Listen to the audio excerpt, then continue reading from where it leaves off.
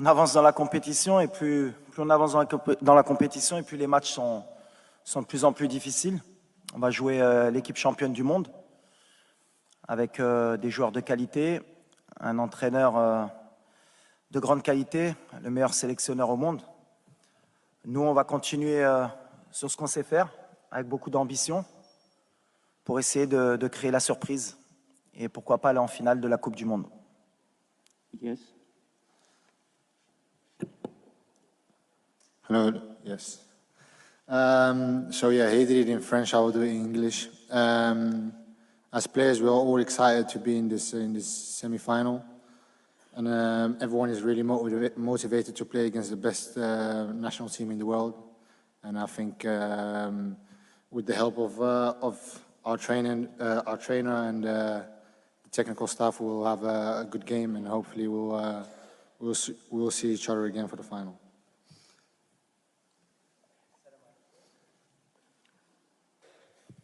Bon, comme tout le monde le sait, on a beaucoup de blessés, mais on récupère bien. On a un staff médical qui est de très haut niveau, et chaque jour, il y a des choses positives qui viennent avec des bonnes nouvelles. Donc voilà, on attend toujours jusqu'à la dernière minute, c'est ce que j'ai dit depuis le début de la compétition, pour prendre les décisions. Donc pour le moment, il n'y a personne qui est out, et il n'y a personne qui est in, on va dire. Voilà, on verra demain qui est prêt, qui n'est pas prêt, mais en tout cas, on mettra la meilleure équipe possible et les joueurs qui sont à 100% pour débuter le match. Ben, c'est un peu ce qu'on veut changer comme mentalité. On est venu dans cette compétition avec beaucoup d'ambition et on est venu pour changer les mentalités, notamment de notre continent. Et c'est ce que j'ai dit aux joueurs. Si on est content juste d'arriver en demi-finale, et de se dire que quoi qu'il arrive, on aura réussi notre Coupe du Monde. Il y en a beaucoup ici qui diront qu'on l'a réussi. Moi, je ne suis pas de cet avis. On est dans les 4 meilleures équipes du monde. On n'est pas arrivé par hasard. Et on a notre mot à dire demain pour aller en finale. Et on va être dans cet état d'esprit, en espérant que, comme je l'ai dit depuis le début, que notre adversaire ne va pas nous respecter, comme beaucoup d'équipes. Parce que c'est vrai que s'ils jouent à leur meilleur niveau et qui nous respectent, ce sera beaucoup plus compliqué. Mais nous, on a confiance. On a joué les grosses cylindrées du mondial. On a peut-être le parcours le plus difficile. À chaque fois, on nous prédit l'élimination et on est encore là, avec nos valeurs. Donc non, aujourd'hui, je disais en début de compétition qu'on rêvait de gagner la Coupe du Monde. Plus on avance et plus on est proche de notre rêve. Donc voilà, on va se battre demain pour aller plus loin. S'il y a un joueur qui le connaît mieux que moi, c'est Achraf, il s'entraîne tous les jours avec lui. Donc s'il a une idée précise du joueur qui est Kylian, c'est lui qui le sait. Donc non, on va pas mettre en place plus de dispositifs tactiques ou quoi que ce soit par rapport à Kylian. Parce que malheureusement pour nous, il n'y a pas que Kylian. Quand on voit Griezmann, la qualité du joueur que c'est, entre les lignes, quand on voit Ousmane, qui est pour moi le complément parfait de Kylian. Voilà, le danger, il vient à gauche, il vient à droite. Donc si on reste que focus sur Kylian, on fera une erreur. On va jouer collectivement. Achraf, c'est un des top players au monde aussi à son poste. Donc voilà, ça va être un beau duel entre les deux. Ces deux champions, je pense qu'ils ne vont pas se faire de cadeaux. Donc voilà, c'est que nous, on ne se focalise pas que sur Kylian, on se focalise surtout sur l'équipe de France, sur les problèmes qu'on peut leur poser. Et puis après, à l'arrivée, forcément, les problèmes qu'on peut poser, il faudra annihiler un peu Kylian, mais pas que. Et Achraf, le concernant, j'ai aucune inquiétude qu'il sera à 200%, qu'il est surmotivé pour battre son copain. Now we play same of club, not of national team. Everybody work. Everybody want to give our best in every game. And we play a collective game every time with a good spirit. And the spirit for me is everything in the football. Is more important. And with the heart and the spirit. Before we continue with the questions. Quand tu arrives en demi-finale de Coupe du Monde, si tu n'as pas faim à ce moment-là, c'est faire une demi-finale de Coupe du Monde, c'est pas donné à tout le monde. Il y a la meilleure équipe de la compétition qui est déjà sortie, c'est le Brésil. Et ils ne vont pas avoir la demi-finale. Donc voilà, et ils le savent. On est une équipe ambitieuse. On a faim. Maintenant, est-ce que ça va suffire? Je pense que ça peut, avec l'état d'esprit. On est confiant, on a envie de réécrire l'histoire, on a envie de mettre l'Afrique sur le toit du monde. Et ça, c'est une des valeurs qui va être importante pour demain, parce qu'il faudra être fort pour nous sortir de la compétition, même si je sais que tous les pronostics sont contre nous. Mais nous, on a confiance. Alors peut-être qu'on est fou, mais c'est bien d'être fou. Mais nous, on a confiance, je le répète. Et on n'est pas fatigué, je le répète aussi. Donc si ça peut les embêter jusqu'à demain, parce qu'apparemment ça veut être rassurant à dire qu'ils vont être fatigués. Non, on ne va pas être fatigué. Depuis le début de la compétition, tout le monde dit qu'on va être fatigué, on ne va pas être fatigué. Tu ne peux pas être fatigué à une demi-finale de Coupe du Monde. Donc on a faim et on n'est pas fatigué. Well, for me, we have the best fan in the world, maybe with Argentine fans and Brazilian fans. I'm very happy because now the world begin to know what is a Moroccan fan. He's a crazy guy. He loves his country, he loves his club. He can travel anywhere to come to support your country. Maybe tomorrow you have more of 20,000 people minimum. He can come to support us. And I'm very happy because the World Cup can give this picture of the fans of Morocco. And tomorrow, sure, we play at home. And it's very important for us. Yes, and for me the same. I think all the Moroccan fans around the world, they come and support us, and it's a great honor and pride to play for these fans and make them proud. So I think it's really important for us that we go out there and perform and make these fans happy, because, like the manager said, they are the best fans in the world. So we are out here to give our all and hopefully at the end be the best. Non, je rentre pas du tout dans ce contexte. Moi, je suis né en France, j'ai la double nationalité. C'est un honneur et un plaisir de rencontrer la France, mais c'est que du football. Donc voilà, moi je suis entraîneur de mon équipe nationale. On va jouer la meilleure équipe du monde et ce qui m'importe, c'est pas de jouer contre la France ou l'Angleterre ou le Brésil, c'est de me qualifier. Maintenant, c'est sûr que ça va être particulier, surtout pour mes proches, pour ma famille, pour mes amis. Mais moi, en tout cas, en tant qu'entraîneur, c'est quelque chose qui me trouble pas et qui m'intéresse pas du tout. Je suis là en tant qu'entraîneur de football et ce qui m'intéresse, c'est de gagner. Alors, on a la France, si ça avait été l'Angleterre, ça aurait été pareil. Mais ce qui m'intéresse surtout, c'est de jouer la meilleure équipe du monde. Pour un entraîneur, c'est toujours bien de pouvoir se tester et de voir à quel niveau on est arrivé avec notre équipe. Mais même pour les joueurs, c'est le message que je leur porte. On ne fait pas attention à savoir contre qui on joue. Alors, on avait joué la Belgique, on avait des binationaux aussi. Et le message, il est toujours le même. On joue pour le Maroc et on joue un match de football. Et ça doit être la fête. Et je pense que pour tous les binationaux franco-marocains, ça doit être une fête.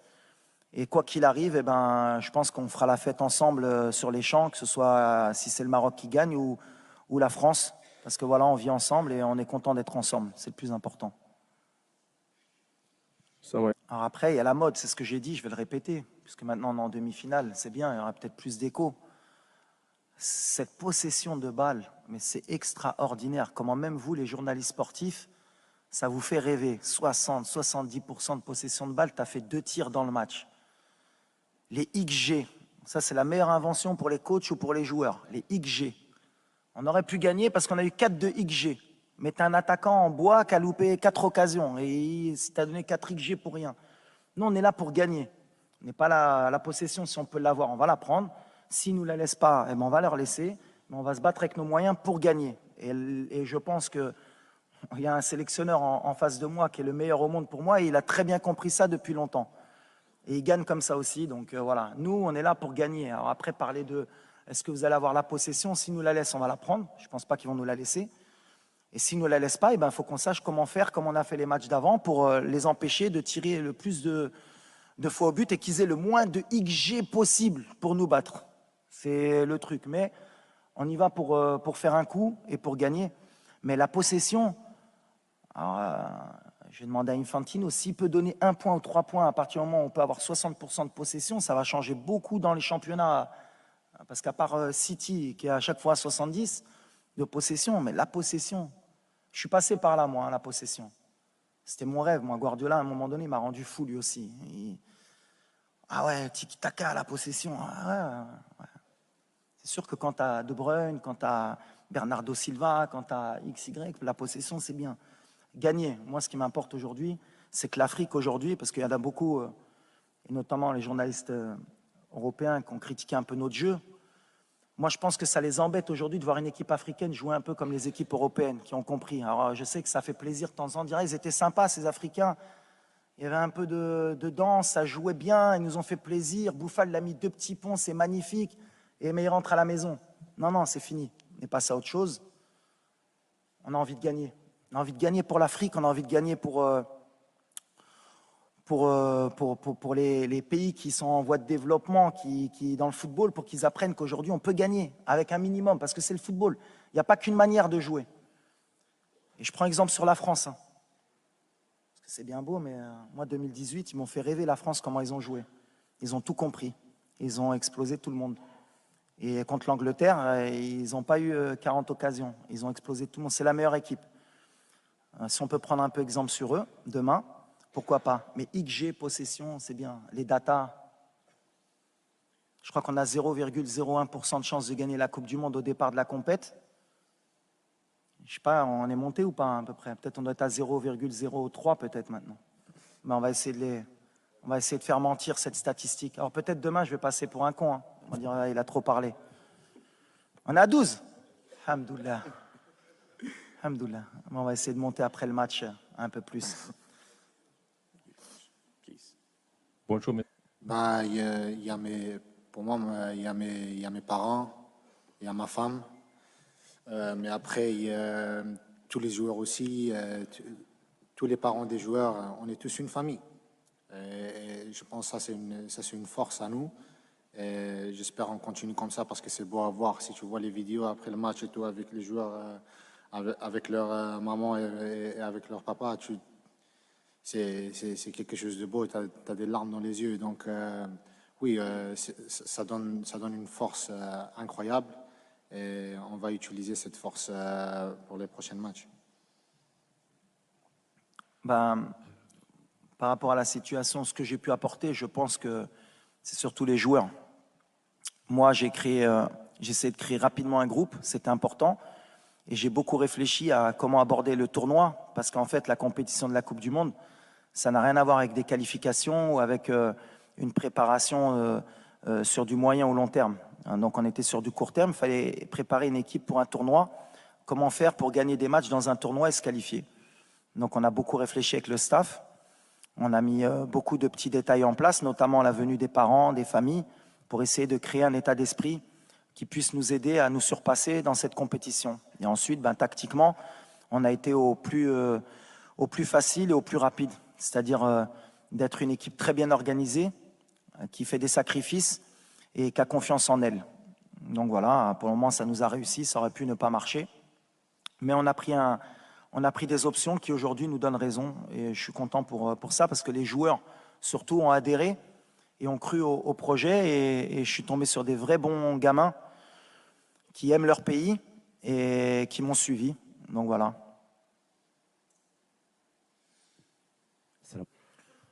Non, mais le plus important pour moi, et le message que je veux envoyer, c'est que je ne veux pas qu'on commence à catégoriser les joueurs qui intègrent l'équipe nationale. Les joueurs de Botola du championnat local, les binationaux, les joueurs de l'académie. Non, non, quand on intègre l'équipe nationale, on est marocain, on vient avec ses qualités, et parce que le sélectionneur pense que tu peux apporter quelque chose. Et moi, sur les 26 joueurs que j'ai choisis, j'ai pas fait de quota, j'ai regardé ceux qui pouvaient apporter quelque chose à l'équipe et qui pouvaient donner un plus. Et aujourd'hui, c'est bien parce qu'ils le rendent sur le terrain. Après, c'est plus l'environnement extérieur qu'on des doutes concernant ces joueurs-là. Mais moi qui les connais, j'avais aucun doute. Un joueur comme Atiatla, ça joue en Europe tous les jours.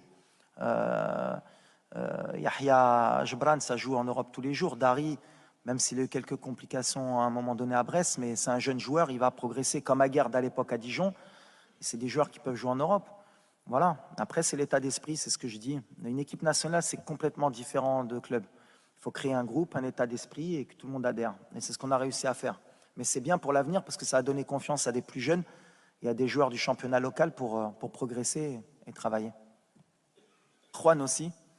J'aime bien la préparation espagnole, qui est beaucoup faite à base de ballon.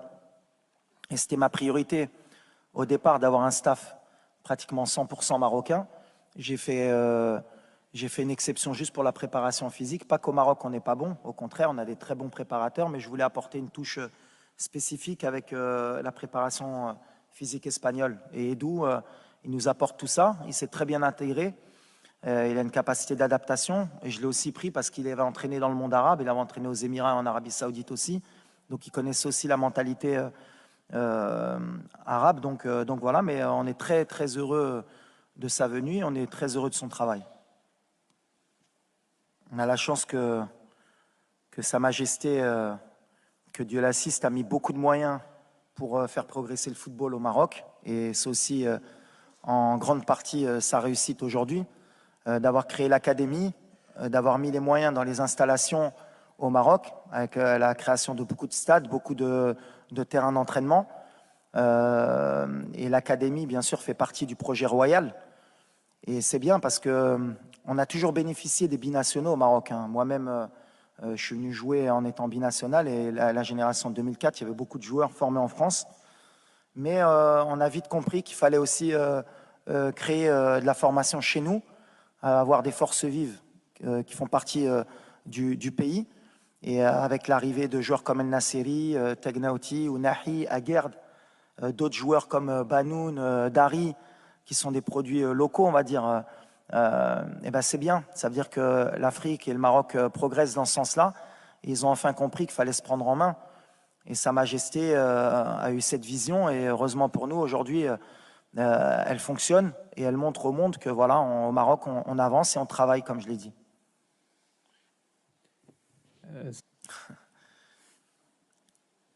Alors, merci, mais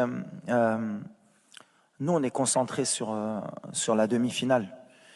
Et le message que je veux envoyer aujourd'hui, justement, c'est parce que je vois depuis 2-3 jours, on a envie d'être satisfait et de dire quoi qu'il arrive, on aura réussi notre mondial. Et je veux changer ça. Alors vous allez me prendre pour un fou, mais non, c'est pas comme ça qu'il faut qu'on pense. On va aller en finale, on veut gagner la Coupe du Monde.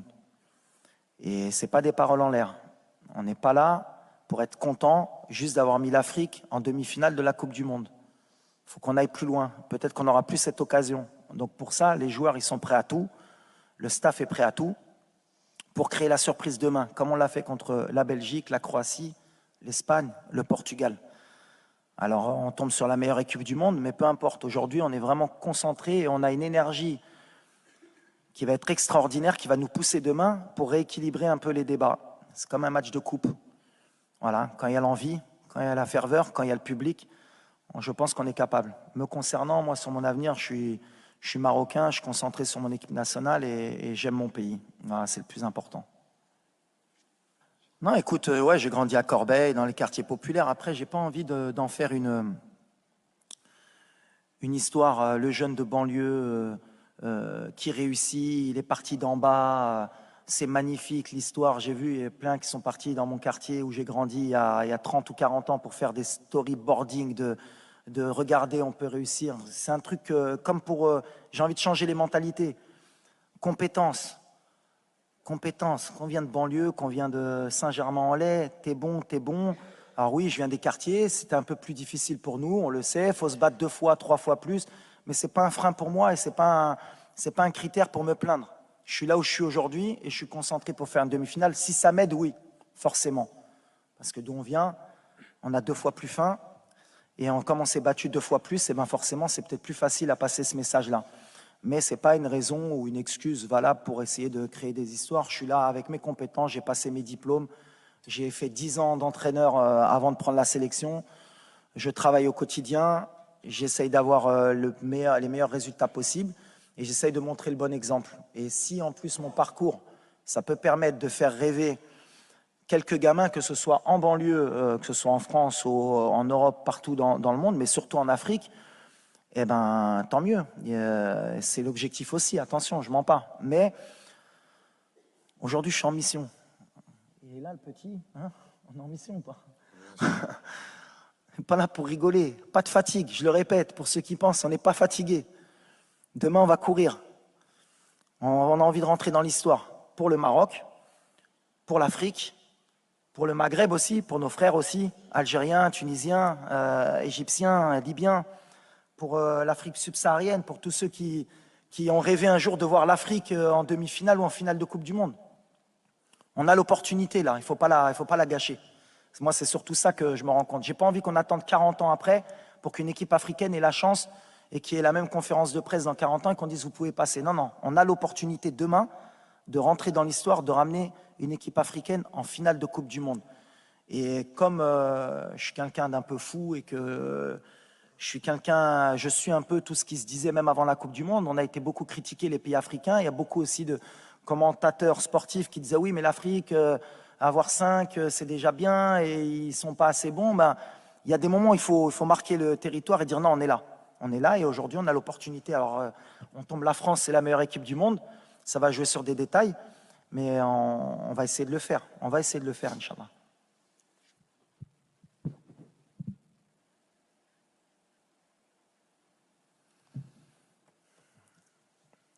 Moi, nous, ce qui est important pour nous, et je parle toujours que de football, c'est ce qui m'importe. Nous, on essaye déjà, on représente le Maroc, donc on a une image à donner de notre pays à l'international parce que la meilleure tribune, ben, c'est la Coupe du Monde. Donc si c'est bien ce qu'on a pu véhiculer, c'est-à-dire le rapport entre les joueurs, les familles, notre culture, d'où l'on vient, comment on est, comment on peut se comporter avec nos mamans, avec nos épouses, parce qu'il y a beaucoup aussi de gens qui ne connaissent pas vraiment notre culture, et ben c'est une bonne tribune. Mais après, nous, surtout, ce qu'on veut montrer, c'est notre football sur le terrain. Alors, on représente, aujourd'hui, on nous parle qu'on représente bien sûr le monde arabe, l'Afrique, le Maroc. D'abord, on représente le football, notre manière de jouer, le Maroc. On représente notre pays, comment sont les Marocains, comment ils vivent le football. Je vous ai dit qu'on était un peuple de passionnés. Il y aura sûrement 20 000 personnes qui vont se déplacer. Et quand on connaît